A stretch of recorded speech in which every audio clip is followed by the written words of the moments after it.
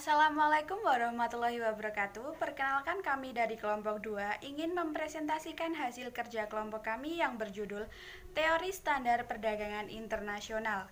Saya Novia Rahmawati, NPM 1810101109. Saya Rizky Mahesa Wahid, NPM 1810111104. Saya Lulu Miftahur Rahman Nabila, NPM 1810101083. Saya Laras Budi Nurani, NPM 1810101044. Nama saya Muhammad Arif Aldila Susanto, NPM 1810101038. Nama saya Gabriela Milenia Stefani, NPM 1810101008. Saya Magdalena Bastian Ningrum, NPM 1910111106. Saya Daristus Danisi, NPM 1910111105. Kurva batas kemungkinan produksi ketika biaya-biaya meningkat. Dalam hal ini, kenyataannya suatu negara jauh lebih sering menghadapi peningkatan biaya oportunitas. Biaya oportunitas ini timbul karena 1. Sumber daya atau faktor produksi bersifat substitusi sempurna atau digunakan dalam proporsi yang sama dalam memproduksi kedua komoditi tersebut. Yang kedua, semua unit dari faktor produksi yang bersifat homogen atau memiliki kualitas yang tepat sama. Peningkatan biaya oportunitas menandakan bahwa negara yang bersangkutan harus mengorbankan lebih banyak komoditi tertentu demi memperoleh sumber daya tambahan yang memadai untuk menghasilkan satu unit tambahan komoditi lain. Selanjutnya, kurva batas kemungkinan produksi ketika biaya-biaya meningkat. Seperti yang kita ketahui, kita bisa melihat pada gambar kurva di samping. Gambar tersebut memperlihatkan rekaan kurva batas kemungkinan produksi komoditi X dan Y bagi negara 1 dan negara 2. Kedua kurva BKP tersebut berbentuk cembung apabila dilihat dari pusat sumbu. Hal tersebut menunjukkan bahwa masing-masing negara menghadapi peningkatan biaya oportunitas dalam produksi kedua komoditi itu. Misalkan, negara 1 ingin memproduksi lebih banyak komoditi X dan ini dimulai dari titik A pada kurva PKP-nya. Karena pada titik A tersebut, negara 1 sudah mengerahkan segenap sumber daya produktifnya, termasuk dengan mengerahkan teknologi terbaiknya yang tersedia untuk memproduksi komoditi X. Maka pada titik A akan mendapatkan produksi X secara maksimal dengan mengorbankan seluruh produksi untuk komoditi Y. Gambar tersebut juga memperlihatkan bahwa untuk mendapatkan setiap unit tambahan komoditi X di atas 20X yang telah diproduksinya, negara 1 dituntut untuk mengorbankan lebih banyak Y. Peningkatan biaya oportunitas dalam satuan Y yang dihadapi oleh negara 1 dilambangkan dengan semakin panjangnya kurva BKP bila diukur dari sumbu horizontal. Negara 2 juga menghadapi peningkatan biaya oportunitas dalam memproduksi Y. Negara 2 dituntut untuk mengorbankan lebih banyak X untuk setiap unit tambahan komoditi Y di atas 20Y yang telah diproduksinya. Selanjutnya, kurva indiferen masyarakat. Kurva indiferen mengacu pada selera konsumen secara individual, maka selera atau preferensi permintaan suatu bangsa atau negara secara keseluruhan tersebut dilambangkan sebagai kurva indiferen masyarakat atau kurva indiferen sosial. Pada dasarnya, kurva indiferen sosial memperlihatkan kombinasi konsumsi atas dua macam komoditi yang masing-masing menghasilkan kepuasan dalam tingkat yang sama bagi masyarakat atau negara. Semakin tinggi posisi kurva, maka semakin besar tingkat kepuasan atau kesejahteraan yang dinikmati oleh masyarakat. Begitupun sebaliknya, antara satu kurva indiferen dengan yang lainnya tidak boleh saling berpotongan. Selanjutnya, pada slide ini terdapat dua gambar kurva. Gambar tersebut menunjukkan bentuk kumpulan kurva indiferen bagi setiap negara berbeda karena masih berpegang pada perhitungan bahwa selera konsumen atau preferensi permintaan di kedua negara tersebut juga saling berlainan. Oke, lanjut. Titik N dan A memberikan tingkat kepuasan bagi cara konsumen secara keseluruhan di negara 1 karena keduanya sama-sama terletak pada kurva indiferen 1. Sedangkan titik T dan H melambangkan tingkat kepuasan atau kesejahteraan yang lebih tinggi karena keduanya terletak pada kurva indiferen 2, yang posisinya lebih tinggi bila dibandingkan dengan kurva indiferen 1. Konsumsi di titik T melibatkan lebih banyak komoditi Y, sedangkan komoditi X lebih sedikit.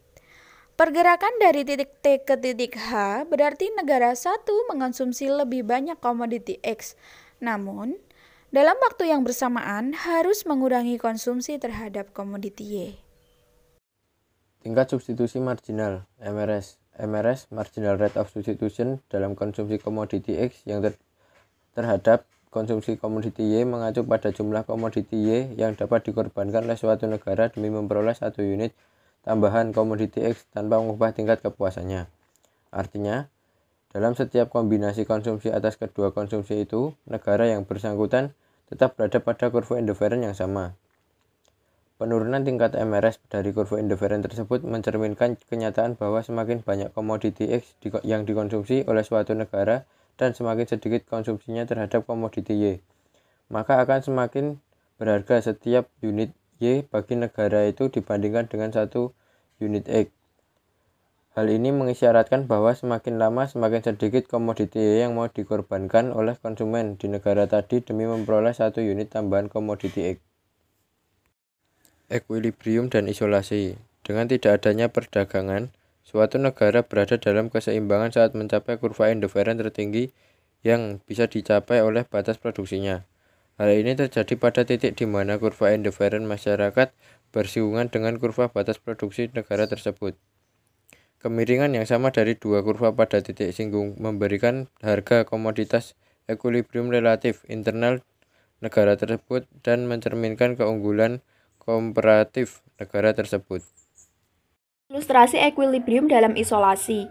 Terdapat dua grafik, di mana pada grafik pertama dapat disimpulkan bahwa keseimbangan dicapai ketika negara satu dapat memproduksi kedua komoditi, X dan Y, tanpa melebihi PKP dan bertemu dengan sudut kurva indiferen sosial.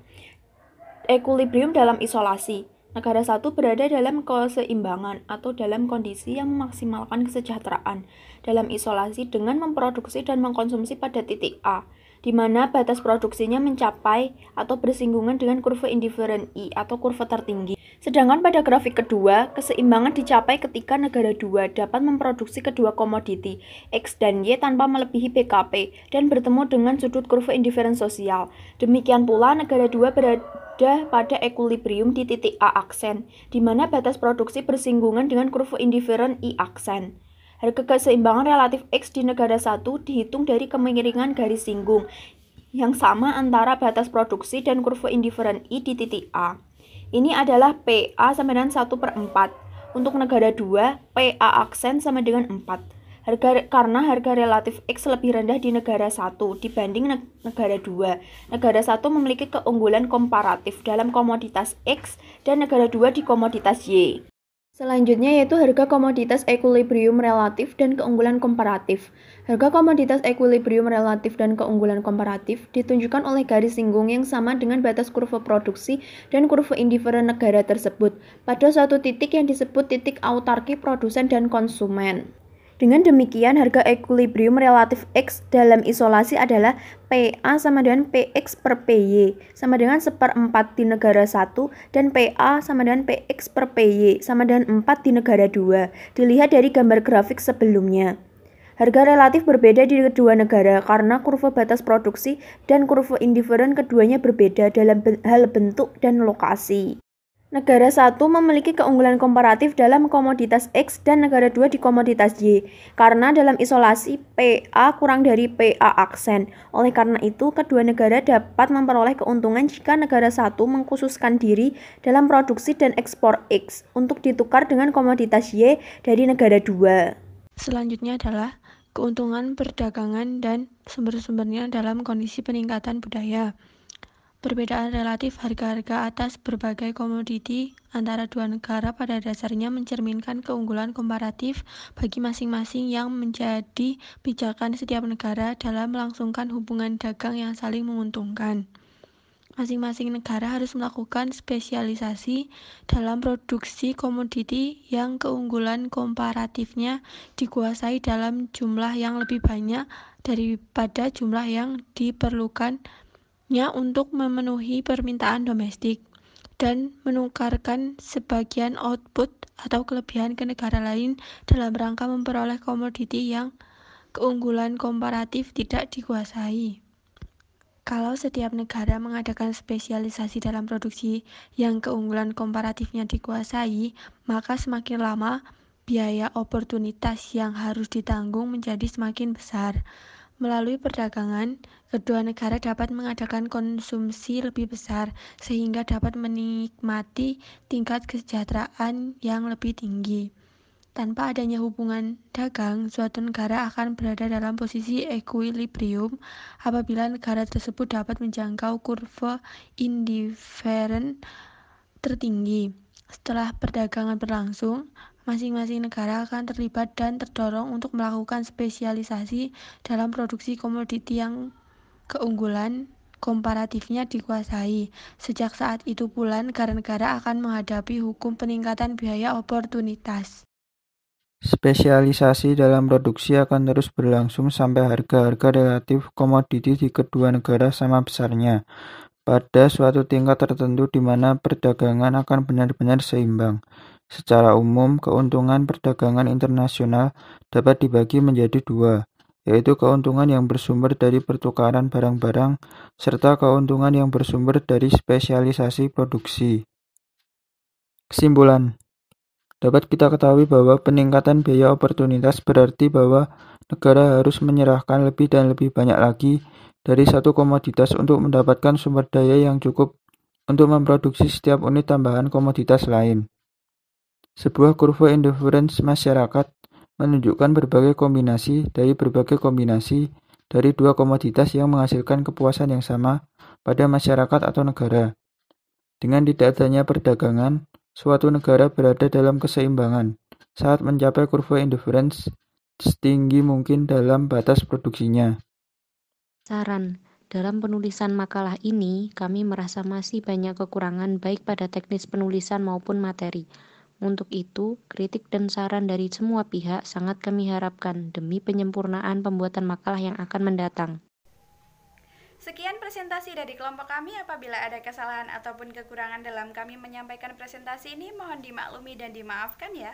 Semoga presentasi ini berguna dan bermanfaat untuk teman-teman semua. Oh iya, apabila ada saran ataupun pertanyaan, langsung ketik di kolom komentar ya. Insya Allah akan kami balas semuanya.